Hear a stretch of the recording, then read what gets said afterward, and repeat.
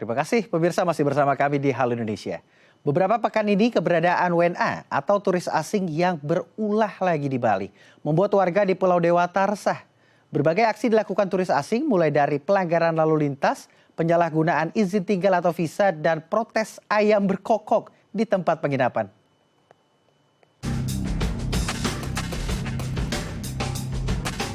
Tingkah laku sejumlah turis asing di Bali belakangan ini dinilai cukup meresahkan.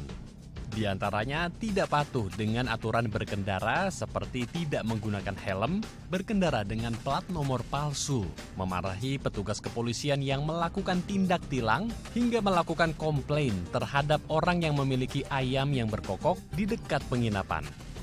Tak hanya itu, turis asing yang sudah merasakan kenyamanan hidup di Bali menyalahgunakan visa milik mereka. Pasalnya, visa yang tujuan awalnya hanya untuk berwisata kerap digunakan untuk membuka usaha di Bali, mulai menjadi fotografer hingga membuka rental motor yang biasanya disewakan kepada sesama warga negara asing dengan harga yang lebih murah. Hal ini tentu meresahkan para pelaku usaha rental motor lokal di Bali karena membuat omset mereka menurun drastis. Untuk membahasnya lebih lanjut, kita telah terhubung dengan Rizalwan Lubis selaku pengamat sosial Universitas Indonesia. Kita akan sapa langsung. Selamat siang Pak Rizalwan, apa kabar? Selamat siang Mas Akbar, alhamdulillah kabar baik, terima kasih. Pak Rizalwan, ini Pulau Dewata memang keindahannya menjadi daya tarik tentunya bagi turis lokal maupun turis asing. Dan banyak sekali turis dari berbagai mancanegara itu ingin ke Bali begitu. Sehingga Bali terkenal dengan bukan hanya alamnya saja, tapi ada juga yang berpendapat peraturan ini agak bebas yang membuat daya tarik turis makin menggila begitu. Apakah ini yang juga membentuk perilaku sosial turis asing tentunya yang ada di sana? Ya, saya mungkin menjelaskan fenomena ini seperti ini ya. Memang kita sangat sayangkan ya, ada beberapa oknum turis yang melakukan pelanggaran hukum, kemudian melakukan pelanggaran terhadap etika norma budaya masyarakat Bali ya. Tapi sebetulnya saya mau cerita ada tiga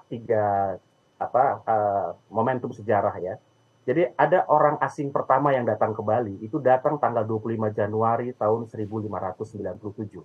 Namanya Cornelis de Houtman. Ya, jadi bayangkan dari abad ke-16 itu sudah datang orang Eropa pertama. Dan Cornelis de Houtman itu datang ke Bali setelah dia datang ke Banten. Ya, dia mendarat pertama di Banten. Nah, di Bali dia tinggal di 30 hari, kemudian dia kembali ke Eropa, dia meninggalkan beberapa awak kapalnya, dan kemudian dia menceritakan tentang keindahan Bali ke Eropa. Itu yang pertama. Yang kedua, tahun 1930-an ada satu orang wartawan dari Amerika ya, yang akhirnya tinggal di Bali dan ikut berperang dengan Raja Bali untuk kemerdekaan di tahun 40-an ya, dan dia diangkat menjadi anak oleh Raja Bali, dikasih nama Ketut Tantri. Yang ketiga momentumnya itu ada pelukis yang sampai sekarang museumnya kita bisa lihat di Bali, Antonio Blanco. Artinya sebetulnya positif hubungan antara masyarakat Bali dengan para pendatang dari luar negeri itu sebetulnya. Jadi ini sangat disayangkan ya.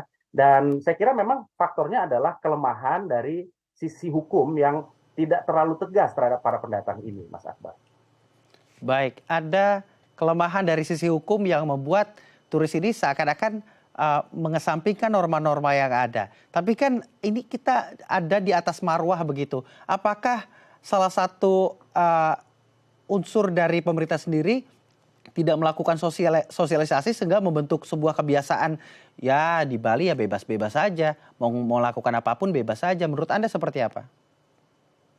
Ya, pertama kita harus pahami aktornya ya. Aktornya pertama turis mancanegara itu, turis asing, kemudian ada turis lokal, ada warga lokal, warga Bali, ada pemerintah daerah, ada pemerintah pusat. Ini 6 pihak ini punya fungsi masing-masing, punya peran masing-masing ya, yang membuat akhirnya ada oknum-oknum pelanggaran yang dilakukan oleh turis mancanegara. Saya ambil contoh misalnya begini. Turis mancanegara ini tentunya masuk harusnya ya, kalau kita ambil dari yang paling atas, itu sebelum masuk ke Indonesia, mereka kan harusnya sudah mendapat informasi apa saja yang boleh, apa saja yang tidak. Ya, karena mereka datang ke Indonesia, itu yang saya bilang tadi, bahwa mereka punya ekspektasi, punya harapan ya, dan punya cerita sejarah panjang ya, untuk misalnya datang ke Bali boleh nggak pakai baju, datang ke Bali boleh nggak pakai helm dan sebagainya. Dan itu diceritakan dari mulut ke mulut di antara para para apa turis itu, ya. Dan kemudian tidak ada aturan yang tegas, ya, sebelum mereka datang ke Indonesia. Akibatnya itu terjadi. Demikian juga mereka mungkin belajar juga dari warga lokal dan juga dari turis-turis lokal, ya. Saya bisa bilang bahwa turis lokal sejak tahun 2000-an sebelum pandemi Covid itu mungkin jumlahnya lebih besar daripada turis asing yang datang ke Bali. Ya, faktanya adalah di tempat-tempat perbelanjaan, di tempat wisata-wisata yang sifatnya budaya itu lebih banyak kita temui wisatawan lokal dibandingkan wisatawan asing, Mas Akbar. Tapi saat ini lebih banyak turis asing atau seperti apa, Pak? Apakah salah satu dampak tekanan dari COVID-19 atau ada juga perang antara Rusia dan Ukraina yang membuat tingkat kesetresan para WNA ini sehingga ingin jalan-jalan ke Bali, begitu ketika di Bali mendapatkan euforia yang wah ini luar biasa nih, mungkin di sini bebas, jadi dia bisa mengekspresikan apapun. Apakah itu juga menjadi pengaruh menurut Anda? Untuk kasus Rusia saya kira iya, ya, karena kan ini bentuk stres kolektif, ya, stres kolektif. Tapi dalam kasus COVID saya kira ini lebih masif lagi, ya, bukan hanya wisatawan asing. Orang-orang Indonesia juga pernah butuh healing juga begitu, ya, dan butuh rilis juga, ya, dan rilisnya ini juga dengan mekanisme yang aneh-aneh, dengan mekanisme yang unik-unik begitu, ya. Ada yang ingin menunjukkan ya flexing lah pada akhirnya, ya. Jadi healing itu sama dengan flexing. Nah, ini yang terjadi di wisatawan mancanegara juga. Dia ingin menunjukkan bahwa dia rilis, ya. Tujuan orang-orang asing, orang-orang bule dalam tanda kutip, ya, itu ke Indonesia kan sebetulnya ingin menghitamkan kulit, membuat tanning lah begitu, ya, lebih kulitnya lebih hitam, ya. Jadi mereka ini kan ya datang ke tempat ke Indonesia ngapain pakai helm, ya, ngapain pakai baju kan gitu, ya. Ya, dia mau menghitamkan kulit kok gitu. Dan kebetulan memang mereka melihat juga sepeda motor ini dipakai oleh orang-orang Indonesia juga banyak yang nggak pakai helm gitu, ya. Dan sekali lagi, kalau menurut saya penegakan hukum di hilir seperti di jalanan ini keliru kalau menurut saya, ya.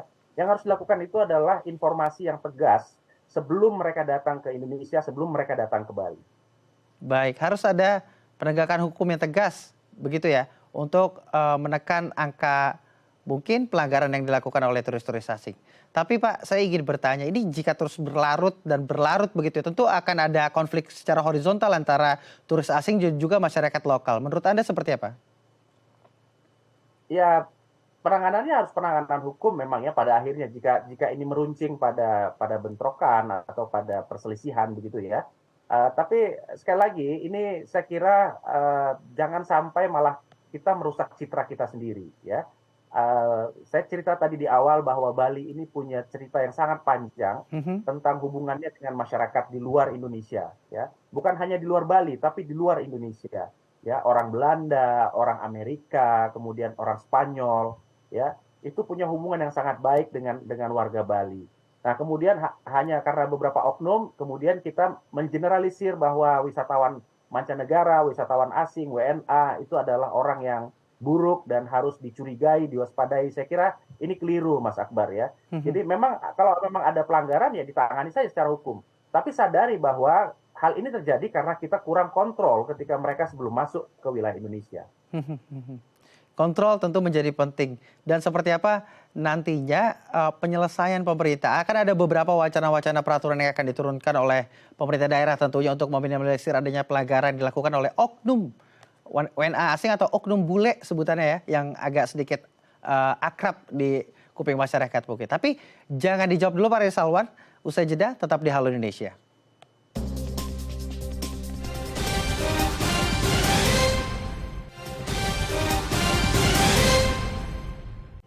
Terima kasih pemirsa, masih bersama kami di Halo Indonesia, masih bersama dengan Pak Risalwan Lubis selaku pengamat Sosial Universitas Indonesia dan membahas bagaimana keresahan yang ada di Bali terkait adanya oknum WNA yang melakukan sejumlah pelanggaran, mulai dari pelanggaran lalu lintas dan juga pelanggaran visa kerja. Pak Risalwan. Ya. Pak Risalwan, ini tidak hanya pelanggaran lalu lintas Pak Risalwan yang kita soroti, tapi ada pelanggaran visa kerja di mana juga banyak sekali turis yang membuka usaha dengan ilegal begitu Pak Risalwan. Anda melihatnya seperti apa? Ya, jadi permasalahan ini harus kita urai memang ya. Ada pelanggaran-pelanggaran dengan kewenangan yang berbeda. Mhm, Jadi kalau kita lihat pelanggaran lalu lintas, itu kan memang kewenangan yang mhm, ada di tingkat daerah ya. Dalam hal ini kepolisian daerah begitu untuk melakukan penindakan. Demikian juga kalau ada perselisihan ya, seperti video tadi kita lihat tuh ada perselisihan antara mhm, wisatawan mancanegara dengan pecalang misalnya. Ini kan mhm, mungkin ranahnya pidana sehingga bisa ditangani oleh kepolisian begitu. mhm, Tapi kalau visa, saya kira ini kewenangan pemerintah pusat ya. Kementerian Luar Negeri harus melakukan tindakan ya, melakukan pengecekan ke lapangan, melakukan tanda kutip sweeping lah begitu ya. Apakah usaha ini memang dimiliki oleh warga negara asing atau tidak. Nah, memang harus tegas untuk itu ya. mhm. Jika memang warga negara asing ini melanggar visanya, ya mau tidak mau kita harus melakukan penindakan yang paling tegas saya kira, Mas Akbar. Mhm. Tapi Pak Rizalwan, kalau kita melakukan aturan yang tegas, aturan yang ketat, nanti mereka malah menarik diri untuk berpikir berwisata di Pulau Dewata begitu. Apakah dampak ini akan juga terjadi? Ya, pada awalnya mungkin akan demikian ya. Pada awalnya akan ada sedikit mungkin kaget ya warga Mhm, negara asing. Tapi sekali lagi saya bilang begini, yang harus dilakukan itu adalah bukan pada saat mereka datang di kedatangan bandara baru dikasih tahu, baru mhm, diberitahukan bahwa ada sejumlah aturan. Nah, itu sudah terlambat. Jadi harusnya sebelum mereka datang ya kita kan tahu misalnya negara-negara mana saja yang merupakan asal dari wisatawan mancanegara di Bali ya. Kita tahu Australia nomor satu misalnya, mhm, China nomor dua, Singapura begitu ya. Apa mhm, salahnya kalau kita secara bilateral datang ke pemerintah sana untuk kemudian menginformasikan. Jadi ketika visa mau dikeluarkan atau ketika ada pengurusan paspor dengan tujuan mau ke Indonesia, terutama ke Bali, mhm. ya warga negara mereka sudah tahu ada sejumlah aturan baru yang diterapkan. Saya kira demikian. Baik, ini kan untuk mungkin ya mencegah bagaimana pelanggaran ini terus terulang, berulang, berulang begitu ya, dan tidak ada konflik horizontal. Akhirnya pemerintah daerah ini merespon dengan nantinya akan ada peraturan, misalnya di pelanggaran lalu lintas akan ada peraturan di mana WNA tidak lagi boleh untuk meminjam atau menyewa sepeda motor. Menurut Anda ini seperti apa pemberitahuan Pak Rizalwan terkait adanya wacana ini? Ya saya kira itu sah-sah saja pemerintah daerah melakukan itu, tapi Mhm, sekali lagi harus dilihat akar masalahnya ya. Kalau ada pelanggaran, tentunya begini, semua orang berhak membawa kendaraan walaupun dia di luar negeri. Asal ya. ada syarat minimumnya itu SIM internasional, kan begitu. Mhm, Ya, SIM internasional yang diakui oleh negara asal dan negara tujuan. Ya, jadi Pemda dalam hal ini melakukan itu tentunya akan menjadi kontraproduktif karena mungkin ada sejumlah warga lokal juga yang memiliki usaha penyewaan sepeda motor begitu. mhm. Jadi alih-alih melarang, menurut saya sebaiknya melakukan pengaturan ya, pengaturan dalam arti dari hulu ke hilir. Bahkan itu tadi sebelum mereka datang ke Indonesia sudah diinformasikan bahwa mereka diperbolehkan membawa kendaraan roda dua, Mhm, menyewa kendaraan roda dua ya, agar mereka lebih lebih efisien dan lebih mudah mencapai tempat-tempat wisata yang mereka mau begitu. mhm. Tapi dengan sejumlah pembatasan, dengan sejumlah pengaturan begitu.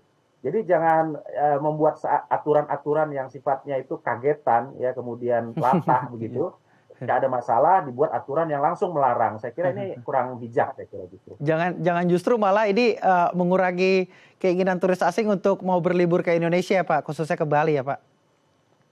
Persis. Nah, itu yang dari awal saya coba suarakan ya, karena sejarah Bali panjang sekali dan saya sangat mengapresiasi ya. Mhm, Justru Bali ini ya orang luar negeri taunya Bali adalah Indonesia, Indonesia adalah Bali begitu. Jadi mhm, eh, jangan sampai citra Bali, citra Indonesia rusak karena ada sejumlah oknum yang melakukan kesalahan, oknum mhm, WNA yang justru karena kita sendiri abai menegakkan peraturan. mhm, mhm. Terakhir Pak Rastawan, narasi apa yang perlu dibentuk oleh pemerintah, baik pemerintah pusat maupun pemerintah daerah untuk menyelesaikan persoalan ini tentunya? Ya, yang pasti saya kira sebaiknya tidak berfokus pada perilaku pelanggarannya begitu ya. Jadi saya kira terlalu remeh-temeh kalau pemerintah merespons pelanggaran-pelanggaran yang terjadi ini. Tapi coba melihat di belakang itu ada apa. Mhm, Eh, Kerangka kebijakannya apakah memang sudah cukup baik ya mhm, dalam memfasilitasi kemudian mendorong agar wisatawan mancanegara ini berperilaku positif, berperilaku baik begitu. mhm. Dan kemudian dipahami juga bahwa ini satu sistem besar begitu ya. Kita tidak bisa hanya menuding satu pihak yang saya sebut tadi ya. Iya. Selain wisatawan mancanegara, WNA, ada wisatawan dalam negeri ya.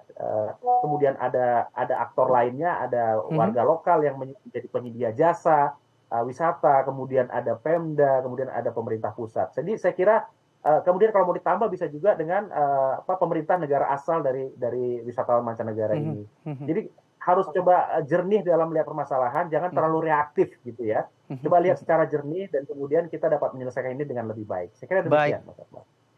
Baik Pak Rizwan, terima kasih telah berbagi bersama kami di Halo Indonesia. Semoga permasalahan ini segera selesai begitu ya, sehingga masyarakat, baik masyarakat lokal maupun masyarakat asing juga dapat berlibur, bertemu, bersosialisasi dengan nyaman tentunya. Selamat beraktivitas Bapak. Terima kasih, selamat siang. Selamat siang. Baik pemirsa, bagi Anda pencinta kopi di Pontianak, Kalimantan Barat, ada warung kopi legendaris yang memiliki cita rasa otentik. Seperti apa warung kopinya? Informasinya usai jeda, tetap di Halo Indonesia.